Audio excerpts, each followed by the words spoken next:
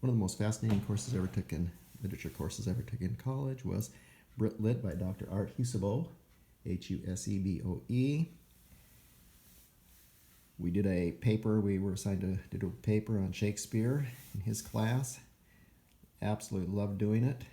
Since then I get back into my Shakespeare phase every 1 or 2 years. This is my favorite book, The Truth Will Out, Unmasking the Real Shakespeare by Brenda James and William D. Rubenstein, which I read or reread parts of at least every 6 months to every year.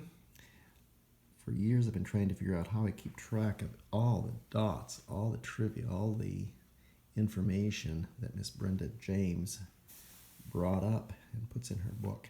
Well, I finally figured out a way to do this. This is just the rough sketch of how I will start it, how I have started it, and it will get better hopefully over time. But using Venn diagrams. So for example, I can't keep track of all the people that were in his life. I can't keep track of the timeline of his plays in his life.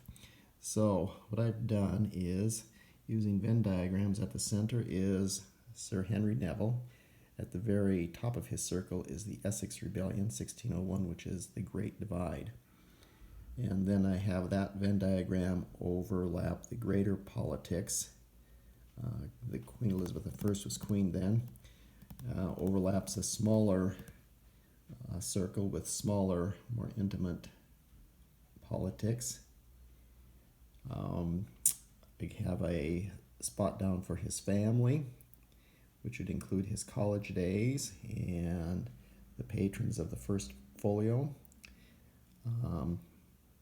I have a circle arena for Shakespeare himself, where that overlaps with the theater, overlaps with business, overlaps with Sir Henry Neville himself, and of course the patrons.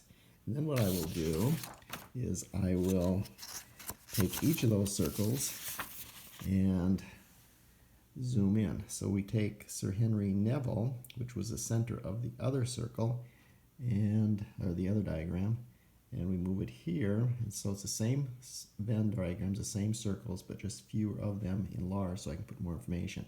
So for Sir Henry Neville, the person, we have his college days, his family, some political figures in his life,